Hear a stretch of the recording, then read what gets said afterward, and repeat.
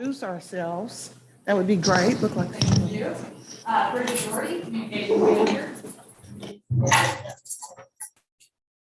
Leslie Hervey, interim clerk. Good afternoon. I'm County Commissioner Denise Driehaus. Jeff Ludo, County Administrator. Michael Friedman, Legal Counsel of the Board. Thank you. Stephanie Summerall Dumas, President of the Board. Welcome everyone who's here and welcome those on the DS. We will get started, as we always do, with a silent prayer. And I would just ask, as we have our silent prayer, if we think about the people in Ukraine and in Russia and the conflict that's going on there, and hope that things are resolved quickly. That's our prayer. So if for a moment.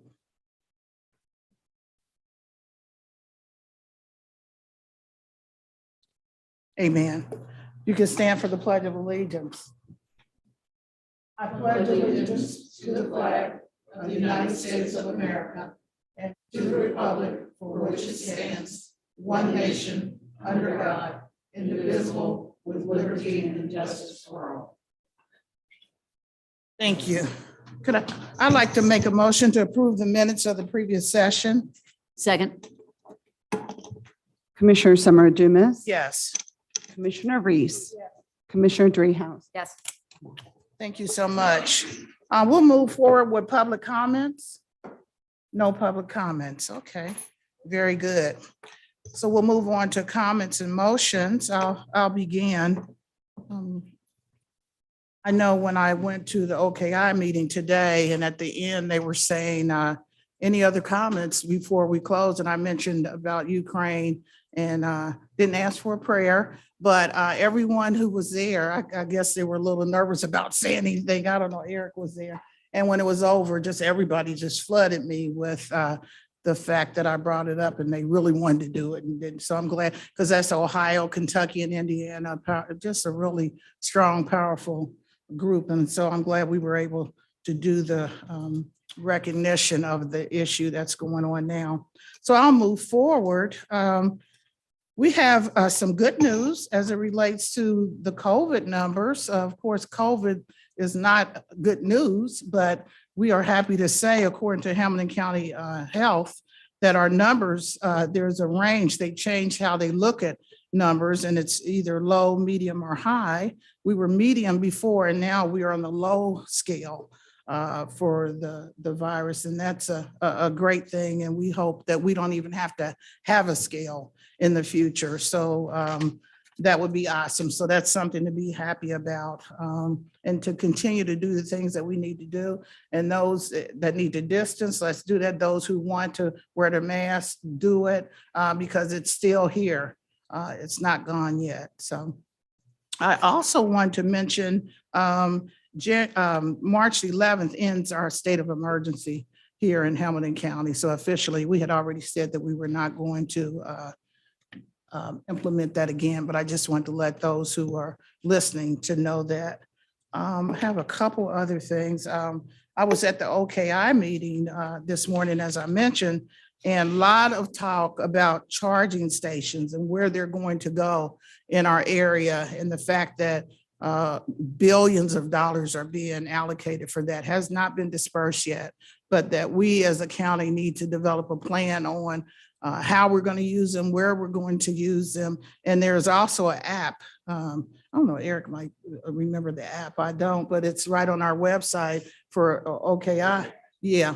And you can get on there and find out where the charging stations are, because we have to make a determination of where we want our charging stations to go. And I'm going to ask Eric, when you get up, I was going to ask the question, but I didn't want to be ignorant about it. How long does it take to charge a car? And I know it depends on the size of the car, but there's going to be a lot of charging stations around. So, and I also want to talk about the One Ohio Foundation. There was 800 million that has been allocated for different villages, townships. Hamilton County will be not receiving all that money, but we had to make a decision to get a foundation together like all the other entities are doing. And we're trying to get representatives for many, many areas. And 2 of my 4 representatives have confirmed. I was responsible for selecting the small village mayor, and then the small city mayor, the educator, and mental health professional. So we have 2 of the 4 that have confirmed, and I'm thinking that the other ones probably will also. And last, I wanted to mention a few things that I did this past week. Family Children First Council met, we meet quarterly to decide, to make sure that fiscally we're where we need to be and that services are being provided. So that was a very good meeting. I also had a Records Commission meeting, but I think that might have been the week before. Collective Empowerment Group met about Fifth Third and also key stakeholders in our county, because there is going to be a Black bank that's going to come to Hamilton County, and it's the largest bank in the United States, largest Black-owned bank in the United States. Really powerful meeting, and Fifth Third, as I said, have obligated themselves to $50 million to help this happen initially, and I'm sure they may give even more for that purpose, but a lot of stakeholders there to discuss it, and it's on the move. And it'll be in Avondale. And then I met with Renita Jones and Sean Grayson, asked me, Ohio Labor Council. Sean Grayson is the president of ASME. He came down from Columbus. And I already talked about OKI. Lastly, I'd like to say, those of you, the residents that have sent me letters, if you could please make sure you put your phone number on there so I can get back to you more expeditiously than writing the letter. That takes a while, and some people are saying they're not even getting their mail. So if you could put your phone number on there, or either your email address, so I can get back a little quicker to you. I got one yesterday and I had the answer right away, but now it's going to take 3 or 4 days for him to get that answer. And that will end my report. Vice President Reese. Thank you, Madam President. Scoot over now. Mhm. We're closer, so that's great. Just wanted to say that I had a chance to attend the Cincinnati Youth Career Expo. I've been going to those expos for many, many years. And they had a good turnout of youth that were looking for jobs, about 400 that attended that. And so certainly we're always about connecting our youth to employment opportunities. I did have a meeting with Frank Spatero about the funding that we put in the budget for youth development office, as well as our fellowship program and internship programs, paid internship and paid fellowship program. And I'm excited about that and look forward to, I think he's going to make a presentation at one of the Tuesday meetings to be able to unveil that and how that's going to work, and look forward to having an intern in each of our offices as well. Very excited about the fellowship program. They have it in Columbus. And I just think it'd be so good for us to have something like that here at the county level for those who have graduated from college, but need a little more experience, and they get a chance to see what county government does. And then hopefully those are the people who also go on and have careers here. So I think we're one of the few, if not the only county that would have a program like this. So I'm excited for that presentation to come forward, I guess, in the next couple weeks to us. Also wanted to acknowledge Reverend Russo O'Neill, who pastored and fortunately passed away a couple years ago. He will have a street named after him, and certainly I think it's warranted.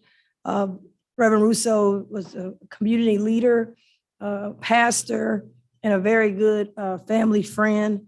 And so that's going to be happening this Friday. So I'm really glad that that is happening, because his legacy is very important. Want to also acknowledge that, which we'll be talking about in this budget. We had a presentation on Tuesday about $100 million that was available from the state for us to be able to get some additional dollars to help people with utility assistance, with rental assistance. And I know all of us had asked about the number was $5 million, but wanted to know, could we get more? Why didn't we get more? Because we always want to get as much money back as possible because the need is great. April 1st is what I'm told, the water company will begin to get shut off their moratorium and start, cutting people off.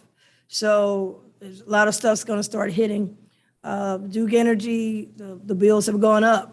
And certainly they have reached out to say, how can they better work and coordinate with us? So, with this kind of money, you would think no one's lights should be off and no one's water should be off because we have an opportunity to be able to help people that we haven't had before through the federal government funds by way of the state.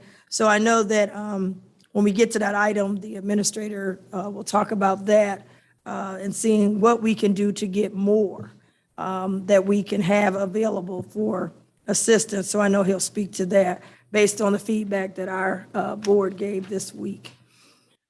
Also want to say some sad news. Just got word that one of our Black History Month honorees that we just honored this year, and as each of us presented names, and this was one of the names I had presented, Mr. Carl Westmoreland has passed. And I was a little shooken up. Actually, I just got it before I walked in. And Mr. Westmoreland, I'm just glad we got a chance to honor him. His son came and accepted for him and took our proclamation that we all signed, took it over to him at the rehab facility. And he called me and told me his father was very happy and just happy that he received that from our county. And we had that day for him. He had his own day. He's done so much. He was a historian. He was, a lot of times we don't get the history, and we could always call him or get to him or be around him, and he would be able to tell us the history. Was a historian for the Freedom Center. A lot of stuff in the Freedom Center came from him. And so I'm just, and he just had a birthday on March the 8th.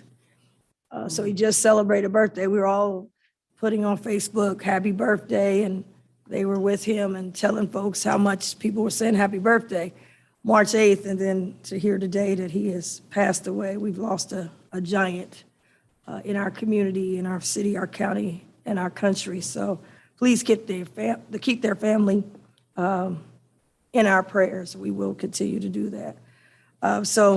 Madam President, those are all that I have at this time.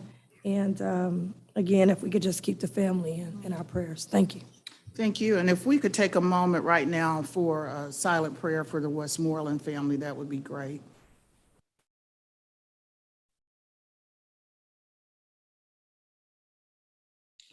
Amen. Thank you. Commissioner Dreehouse. I'm sorry to hear that news. I had not heard that. I just have a couple of things. There was a graduation ceremony across the street for the Change Court, which is the court led by Judge Heather Russell. This is for women who have been engaged in human trafficking and have gone into the court system and now graduated from that program and are on a different track for their lives. So Kashina Helton was the graduate. We all had a proclamation that we signed and we sent it over in celebration of that. So I do want to give a shout out to her and to Heather Russell for continuing the Change Court over at the courthouse. David Logan also is retiring. David Logan, I think we probably all know him. He has been at the Prospect House for many, many, many years. He's, I don't want to give away his age, but he's older than I am, I believe. So that puts him pretty far up there. But the Prospect House was a place for men to go who were suffering from addiction, primarily alcohol addiction. And David has committed his life to healing and helping those individuals. And so he is retiring. There will be a celebration tomorrow, and I will happily deliver the proclamation on behalf of the board to celebrate his service. And then lastly, just a shout out, there was, we've been celebrating Women's History Month for the month of March. And there was an event out at Madry. It was called Ascending Women. And Jenny Brady and Megan Cummings from the Women's Fund, Desiree Bennett was there from Design Impact. And they did a fantastic job talking about some of the work and some of the progress that we have obviously seen here in the county. Commission on Women and Girls was given a shout out a couple times. So I just wanted to give them a shout out for doing such a great job and keeping Women's History Month kind of front and center as we make our way through March. Thank you. Thank you. We have Mr. Jeff Aludo, our county administrator. Thank you, Madam President. Just two items. I just want to touch briefly on, I've got no real by leave items, but I want to touch on two items on the consent agenda today. The first is actually multiple items.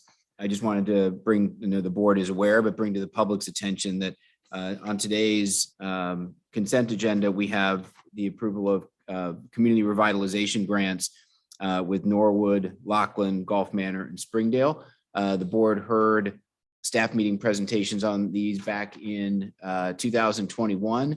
These are all grants that the county is giving directly to these communities to help improve the infrastructure in these communities and help these communities respond to some of the revitalization challenges that they are facing locally. So just didn't want the agenda to come and go without pointing out that we are in fact acting on those.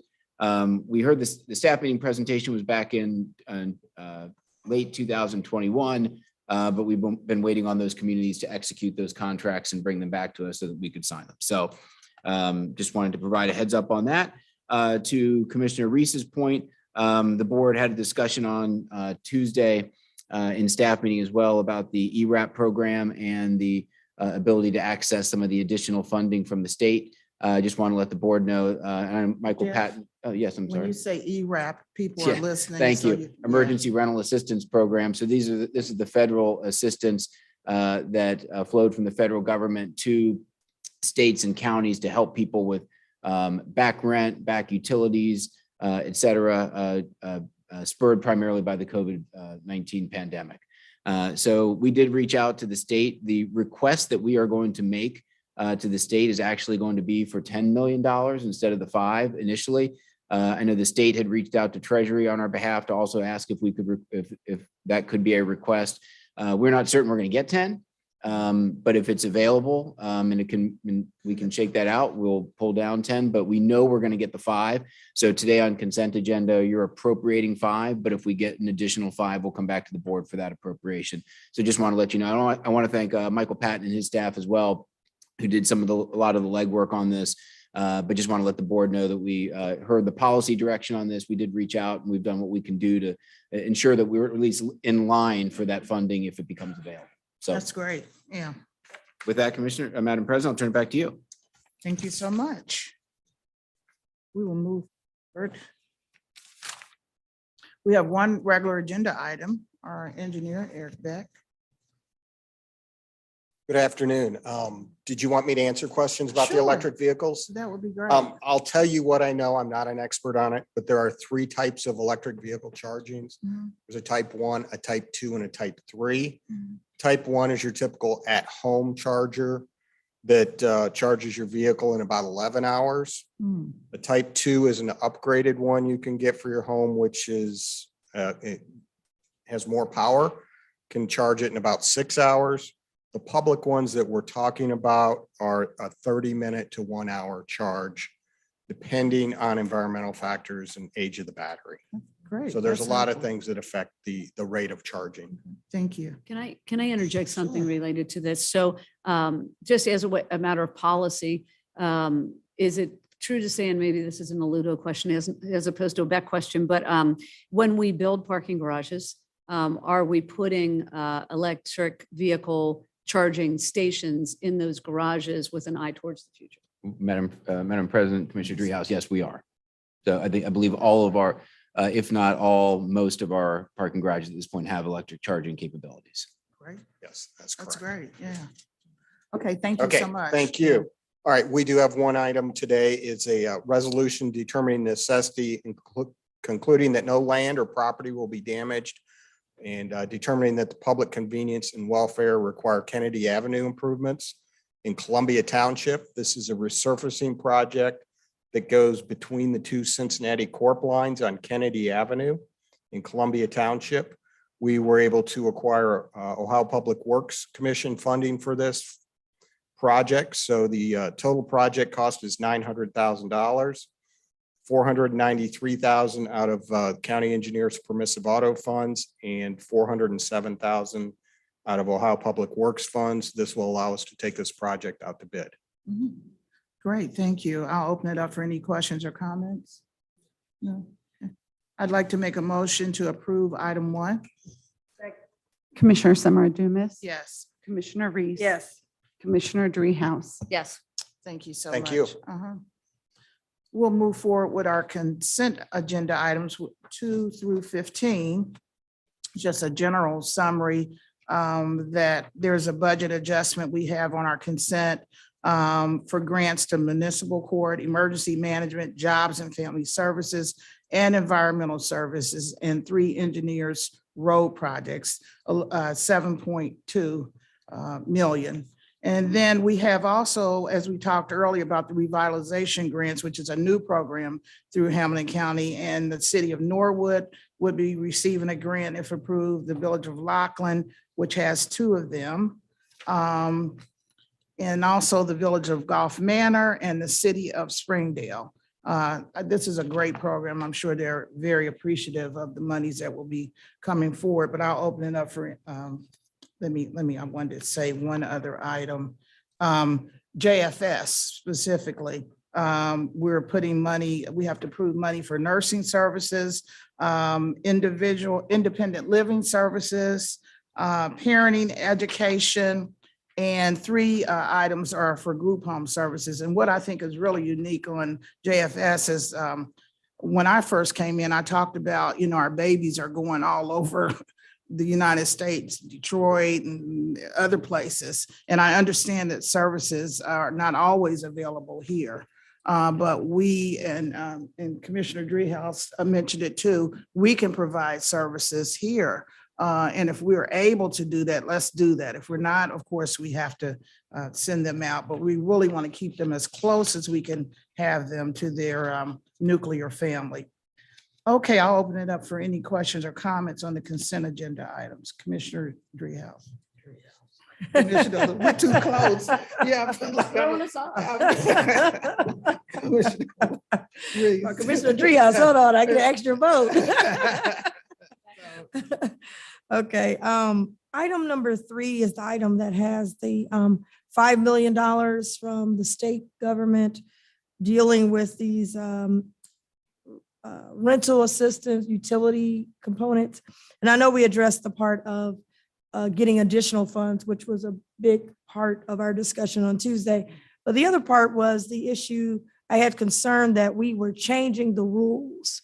We were adding more restrictive rules than the federal government requires, and this is federal money.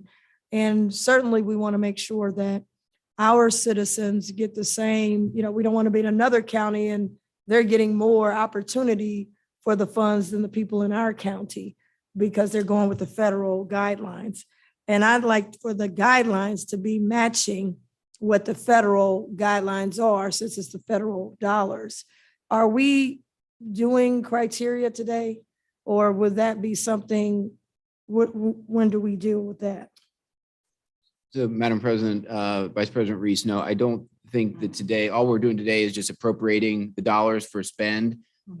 So the guidelines, there's still time for additional policy input on this. I think, and Director Patton is here, he could speak more to this, but I think the rationale for tightening the criteria was to try to ensure that as we get towards the end of these dollars, that we are ensuring that we apply them to the most needy. But I certainly understand the board's concern of wanting to ensure that we are not limiting people out based upon a federal criteria that we're not holding to. But Michael, can you speak a little bit more to this? Sure. Thanks, Jeff. Yeah, Commissioner Reese, that was initial recommendation based on discussions in our office about extending the life of the funding that we also have. So making sure that those that are most in need are able to take advantage of the limited money that we have available to us so that we can extend the life of that for folks who are facing immediate disconnections and shutoffs and evictions. But we certainly have time to talk about what that looks like going forward. This is not something that's set in stone. So more than happy to have a ongoing conversation about what that looks like. Okay, thank you. I know April 1st is our launch time. I just want to be on record to say that I think we should contact the waterworks, find out how many people in Hamilton County are at risk of being turned off. That'll give us a number. And we should contact Duke Energy. And I know Amy Spiller will be happy to give us how many people. That's when we'll know how much money it is, because they already have the names, who's getting ready to be cut off, who's at risk. And that's how we really should have come up with the number, because they have the number of people. And I think we should start there versus just putting this limited guideline. We would kind of know what the cost is going in, because we would know from the two of them, how many people at risk. And I'd like to get those numbers myself. How many people in Hamilton County are at risk, because now disconnections are about to ramp up. April 1st for waterworks. Duke Energy I think we're out of the winter season. So now they're ready to ramp up. And then maybe there's a partnership, because they are able to text people. Maybe they can, not us necessarily, but maybe they can text people, because I'm sure they have automated all of this stuff that can call people with this. So just trying to see if we can have better synergy with those two entities that are really on a fast track to start cutting people off. Yeah, Commissioner Reese, we made that contact. We're waiting the results to come back on that data, but we've reached out to Duke, Waterworks, Legal Aid, other areas that we know we can get some numbers in terms of what we can anticipate as far as the need will be. So as I get that information, I'm certainly will share that with the board. Awesome. Thank you. Thank you. And I think when we look at criteria in every area that we've allocated money through for CARES Act, ARP money, I'm really proud of the board and our desire to be flexible as it relates to the criteria, so we can include more people in whatever area that is. We've just been very aware of that and did not settle for the criteria that was given to us, but we looked at, as I said, trying to be more flexible. Commissioner Dreehouse. Thank you. Yeah, I want to pile on with these community revitalization grants. This is a new thing for the county. We're able to do it because the board found it to be a priority, and we have the finances in place to be able to do more of this economic development work out in the 48 jurisdictions outside the city, because the city has their own money, not because they're not deserving. But these are catalytic projects. And so I am super excited about these moving forward today on our calendar. I think we should all be proud of having implemented a new program here in Hamilton County that really does help our partners out in the outlying jurisdictions. So just wanted to highlight that. I know Administrator Ludo mentioned it, Madam President, you mentioned it too, but I don't think it hurts to pile on to a good project. So thank you. That's all I've got. We have to toot our own horn, and that we're listening to our residents and what needs to happen. I'm waiting for the next round of revitalization grants. So with no additional comments, I would like to make a motion to approve items 2 through 15. Second. Commissioner Summer Dumas. Yes. Commissioner Reese. Yes. Commissioner Dreehouse. Yes. Thank you. So we have before us, I was going to say, are there any other comments that our commission may have before we go into our executive session? Madam President, I do have one other comment I forgot to hit on. I did meet with the Economic Inclusion Advisory Committee. I know both of you had already met with them, but this is my first time get a chance to. No, I wanted to make sure. Oh, your mic is on. Yeah. I got a chance to meet with the Inclusion Advisory Committee and talked about some of their priorities as well, and was able to give them the update that we had from the disparity study, but also talking to them with some of the things we've been able to do or we're trying to move forward with. So I did want to acknowledge that I did get a chance to meet with them yesterday. I think it was yesterday. And one of the things that I think is important is including them on our quarterly reports and just making sure that what we're doing is communicated back to them effectively, and what they're doing is also communicated to us effectively, especially now that we're coming out of the Zooms. And so now we can work together a little bit more. So just wanted to acknowledge that meeting, and it was a good meeting. So thank you. Thank you. Commissioner Dreehouse? Yeah, I just have one thing. I've been getting a lot of interest in calls related to the American Rescue Plan money that's, we set aside to be kind of the long-term transformational money. And so I've communicated with staff. My understanding is we've got a recommendation maybe coming in a couple weeks.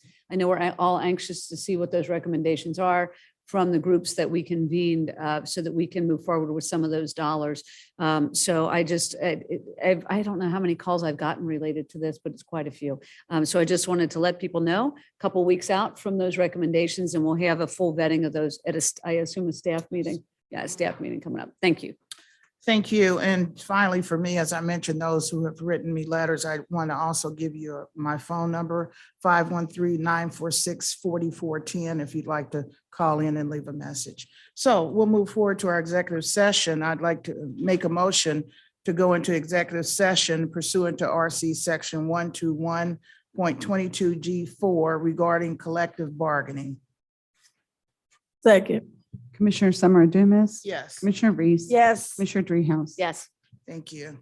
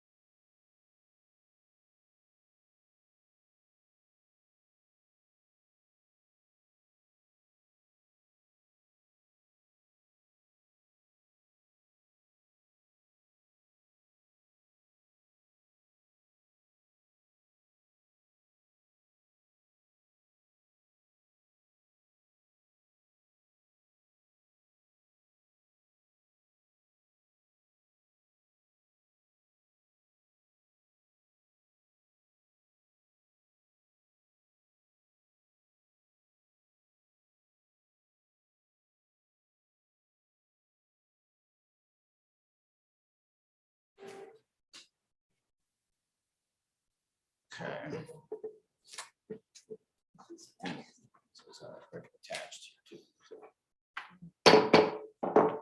I'd like to call to order our regular meeting. We're back from our executive session with no action being taken. You have before you a resolution.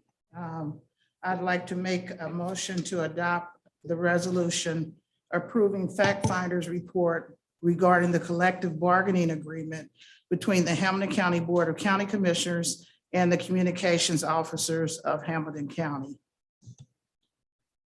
Do I need to read the case number? Served case hashtag 2021-MED-9-1129. Is there a second? Second. Commissioner Summer Dumas, Yes. Commissioner Reese. Yes. Commissioner Dreehouse. Thank you. At this point, I'd like to make a motion to close our regular meeting. Second. Commissioner Summer Dumas. Yes, Commissioner Reese. Yes. Commissioner Dreehouse. Yes. thank you.